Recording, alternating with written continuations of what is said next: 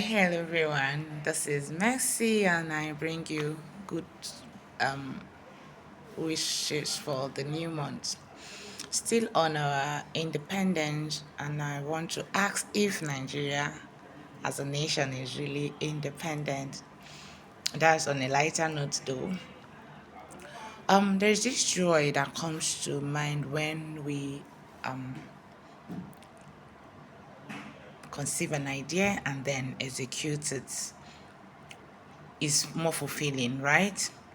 But when someone tries to shove their ideas down your throat, is you feel you're being compelled to do this thing.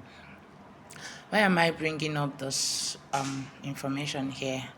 Even as a healthcare provider, the truth is that I cannot force a recipient of care or a patient to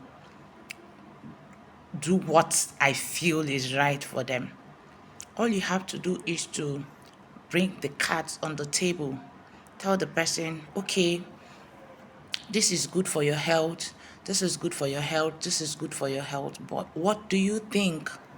This person will now make an informed decision. So when the fellow makes an informed decision, it is usually easier to follow through with, because in their mind they are thinking, this is what I signed up for, this is what I have agreed to do. Nobody forced me to do it.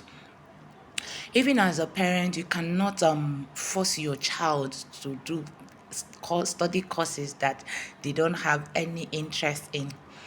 As African children, we have grown up in such an environment where parents choose careers, choose courses for their children, and then you now see such a child struggling on the long run. But what they initially have passion for, you just try to suppress it. Then in an African home, you can't even mention that you want to be a footballer. Your father will be like, football from where to where, how? But I think we should do better as parents these days that know better.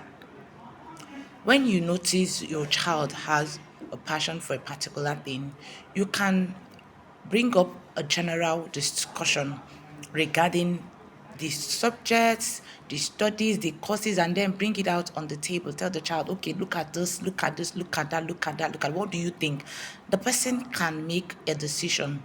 I am not saying that you should leave all the decision for your children. Allow them, guide them, but do not force them to do what they do not have any passion for. I've had stories where, particular story that is very striking, where a child loves music and then the father insisted he must study medicine and surgery. The guy grudgingly studied the course, came back with an MBBS and told the father, I've given you the certificate you've been looking for. Now I am off to do my music.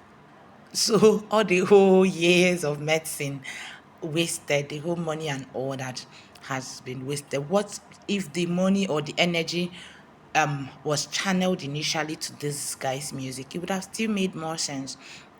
So even as a parent, as a pastor too, you don't have to force ideologies, you don't have to force mindsets on your members.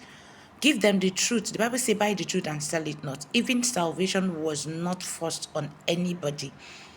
We chose to serve God. The Bible says, I give you life and death. Choose the one you want. And that is why Jesus will not even come and say, okay, oh, you must repent today. If it was so, every one of us would have been born again by now. So allow people, give them the truth, allow them to make their decisions by themselves. Allowing people to make their own decisions will help them follow through. Nobody comes back to say, if not for what this auntie told me, if not for what this uncle told me, if not for what my mommy told me, I wouldn't have been here. Nobody will blame you in the long run. Tell them the right thing, allow them to make their decision. If you feel those people are too small to make decisions, guide them in that decision making. So by this we reduce this emotional blackmail, because all of these things are emotional blackmail. You see African parents say, if you I know you are the one, as you suckle this breast, you will do this. Those things are blackmails. It doesn't hold any water. I'm not saying you should disrespect your parents, but parents too, let us do better, please. I believe this will help someone. We'll help you as a mother, a father. We'll help you as a pastor. We'll help you too as a person that is making your own decision. See you some other time and have a blessed day ahead. Bye.